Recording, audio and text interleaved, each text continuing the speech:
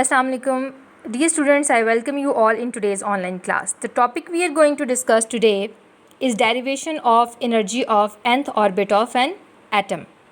तो जब आपसे ये कहा जाता है कि किसी भी ऑर्बिट के अंदर रिवॉल्व करने वाले इलेक्ट्रॉन की एनर्जी फाइंड आउट करें, तो what you have to do, you have to remember कि उसकी एनर्जी जो होती है, उसकी total energy is always the sum of kinetic energy and potential energy. अब काइनेटिक एनर्जी आप लोग जानते हैं, इसका फार्मूला होता है half mv². Now question comes from where we can find out the potential energy.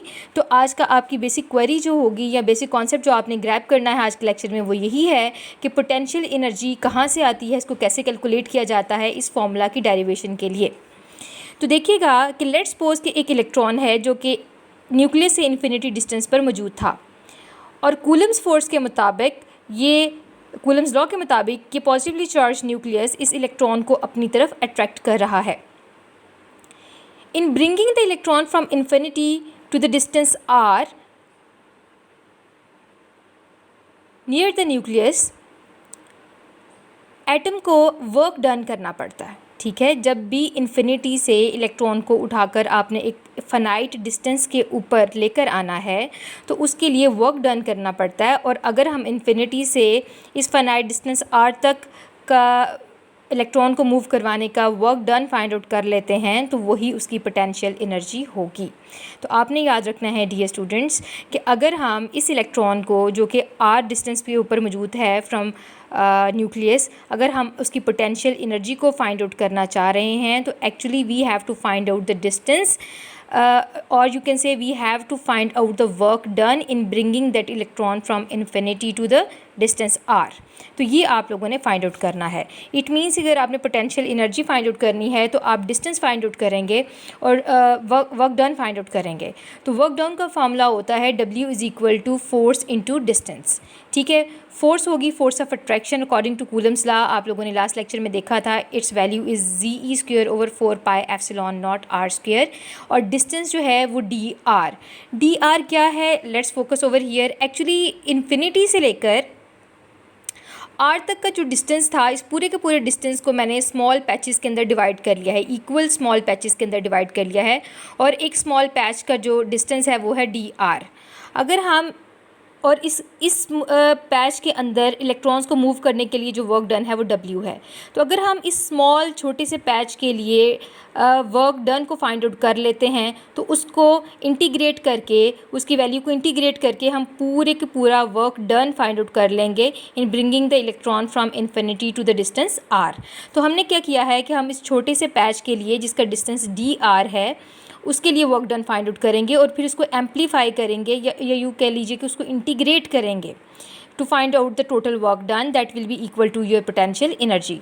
तो देखिएगा वर्क डन का फार्मूला होता है W is equal to F into S, force into distance. तो force according to Coulomb's law is given over here. क्योंकि हम एक small patch के लिए फाइंड आउट कर रहे हैं इस वर्क को, तो जो वैल्यू होगी डिस्टेंस की वो होगी dr. नाउ डियर स्टूडेंट्स, आप लोगों ने यहाँ जानना है कि ये वर्क डन है सिर्फ स्मॉल पैच के लिए. तो अगर हम total work done find out कर लें that will be equal to your total potential energy, या सिंपल कह लेंगे पोटेंशियल एनर्जी. तो मैंने क्या किया है कि ये जो वर्क डन के लिए फार्मूला आप लोगों ने लिखा है यहाँ पर फॉर द स्मॉल पैच, उसको मैं इंटीग्रेट कर रही हूँ यहाँ पर for the total work done, and that total work done will be equal to potential energy. ठीक है, तो मैंने इंटीग्रेशन का साइन यहाँ पर लगाया हुआ है. अब याद रखें कि जो कॉन्स्टेंट्स होते हैं उनका इंटीग्रेशन नहीं हो सकती, हमेशा वेरिएबल्स की होती है. तो इस पूरे एक्सप्रेशन के अंदर सिर्फ r² इज़ अ वेरिएबल, बाकी सारी की सारी टर्म्स जो हैं वो क्या हैं, कॉन्स्टेंट्स हैं. तो मैंने कॉन्स्टेंट्स को बाहर निकाल लिया और वेरिएबल लिया है, और मैंने ये जो वेरिएबल्स हैं इनको इंटीग्रेट किया है. इंटीग्रेशन ली है मैंने dr डिवाइड बाई r² की. और इंटीग्रेट किस चीज़ को मैंने करना है, लिमिट्स मैंने बतानी है कि मैं एक्चुअली फाइंड आउट करना चाह रही हूँ work done from infinity to the distance r. Infinity से उठाकर डिस्टेंस r तक इलेक्ट्रॉन को लाने के लिए जो वर्क डन है मैंने असल में वो फाइंड आउट करना है. और अभी तक मेरे पास वैल्यू है इस स्मॉल पैच के लिए वर्क डन की. तो मैंने क्या किया है, I have to integrate this value with in the limits of infinity and r. ये मैथमेटिक्स की फॉर्मूलाज होते हैं, तो जब आप इसको इंटीग्रेट करेंगे you will get the value -1 divided by r. इस इसको सिंप्लीफाई जब आप लोग करेंगे you will get an answer -ZE² divided by 4πε0r।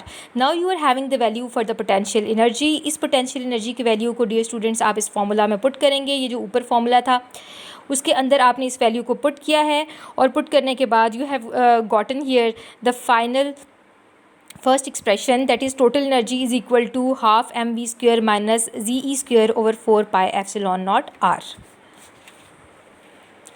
Now moving ahead, आप लोगों ने याद रखना है कि mv² is equal to ZE² over 4πε0r। ये वैल्यू कहाँ से ली है? ये रेडियस की डेरिवेशन जब हमने की थी और दो एनर्जीज़ को कूलम्स फोर्स ऑफ अट्रैक्शन और सेंट्रीफ्यूगल फोर्स को जब हमने इक्वल रखा था उस टाइम पर ये हमारे पास एक्सप्रेशन आया था। इसीलिए मैंने कहा था कि रेडियस की डेरिवेशन को रिवाइज़ करें, because we are going to use certain values जो हमने वहाँ पर डिराइव की थी, हम एज इट इज़ यहाँ पर यूज़ करेंगे। इस वैल्यू को जब आप अपनी फर्स्ट इक्वेशन में पुट करते हैं हाफ mv² वाले एक्सप्रेशन में, तो mv² की वैल्यू ये आ जाती है।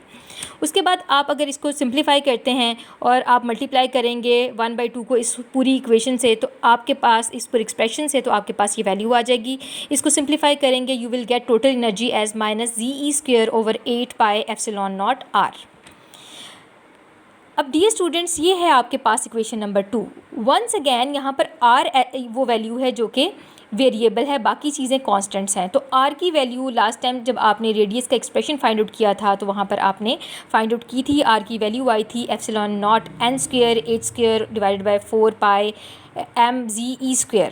और यहाँ पर हमने अगर देखा जाए तो 1/r की वैल्यू पुट करनी है, तो मैंने इस r को 1 डिवाइडेड बाय r अगर लिखूँ तो ये इन्वर्ट हो जाती है वैल्यू पूरी की पूरी। अब ऊपर वाले एक्सप्रेशन में 1/r की वैल्यू जब मैंने पुट की तो हेयर इट इज़, इस वैल्यू को बड़े गौर से आपने पुट करना है। एक्चुअली वैल्यू हमारे पास डेरिवेशन ऑफ रेडियस में थी r की, इसको 1/r करूँगी तो ये इन्वर्ट हो जाएगी। तो 1/r ऊपर जो एक्सप्रेशन में हमारे पास था उसकी जगह हमने यहाँ पर पुट कर दिया 1/r की वैल्यू को। जब आप इसको सिंप्लीफाई करेंगे you will gate -ZE²e⁴m divided by 8ε0² n² and h²। For the atom of hydrogen the value for Z is equal to 1। तो आपके पास एक्सप्रेशन आ जाएगा। अच्छा, ये टोटल एनर्जी को En भी लिखा जा सकता है जैसे आपकी बुक में लिखा गया है, ठीक है। En मीन्स जनरल एक्सप्रेशन हम लिख रहे हैं, तो इसकी वैल्यू आपके पास आ गई है -E⁴m divided by 8ε0² n² and h²। अब आपने बहुत गौर से देखना है डियर स्टूडेंट्स इस एक्सप्रेशन को कि इस पूरे के पूरे एक्सप्रेशन में सिर्फ 1/n² जो था ये वेरिएबल था, बाकी ये सारी की सारी टर्म जो है वो कांस्टेंट्स की टर्म है, जिसमें मास है और ε0 की वैल्यू है जो कि वैक्यूम का परमिटिविटी कांस्टेंट है और h प्लैंक्स कांस्टेंट है। तो ये सारी की सारी वैल्यूज़ जो हैं ये कांस्टेंट होती हैं। जब आप इनके अंदर इन वैल्यूज़ को पुट करके आंसर फाइंड आउट करेंगे तो ओवरऑल इस पूरी की पूरी टर्म का आंसर आ जाएगा 2.178 × 10⁻⁻18। और इसको हम एक्सप्रेशन में पुट करेंगे तो here comes the expression in this way. ये एक्सप्रेशन आपके पास आया है जूल्स पर एटम्स के अंदर, और अगर आप इस वैल्यू को किलो जूल्स पर मोल के अंदर कन्वर्ट करना चाह रहे हैं तो आप इसको मल्टीप्लाई कर देंगे एवोगैड्रोस नंबर से और डिवाइड करेंगे 1000 से, तो आपके पास ये एक्सप्रेशन आ जाएगा En is equal to -1313.315 divide by n² in kilo joules पर मोल। तो ये फाइनल इक्वेशन है डियर स्टूडेंट्स, जिससे आप हाइड्रोजन एटम के किसी भी ऑर्बिट के अंदर मौजूद इलेक्ट्रॉन्स की एनर्जी को फाइंड आउट कर सकते हैं। अच्छा, if n is equal to 1 तो आप n इज़ इक्वल टू 1 पहली शेल के अंदर मौजूद इलेक्ट्रॉन की फाइंड आउट करते हैं तो आप इस एक्सप्रेशन में 1 पुट कर कीजिए। अगर किसी दूसरी ऑर्बिट के इलेक्ट्रॉन की एनर्जी फाइंड आउट करना चाह रहे हैं तो 2 पुट करें, और तीसरे की करना चाह रहे हैं तो 3 पुट करें। और अगर आप इन्फिनिटी के ऊपर जब इलेक्ट्रॉन था उसकी टोटल एनर्जी फाइंड आउट करना चाह रहे हैं तो इन्फिनिटी का स्क्वायर पुट करें, और इन्फिनिटी का स्क्वायर जब आप पुट करेंगे तो आपके पास वैल्यू आएगी 0। इसका मतलब ये है कि जब इलेक्ट्रॉन इन्फिनिटी पर था तो उसकी एनर्जी थी 0, और जब उसे करीब लेकर आया गया न्यूक्लियस के तो उसकी एनर्जी जो है वो नेगेटिव में चली जाती है, कम हो जाती है, ठीक है।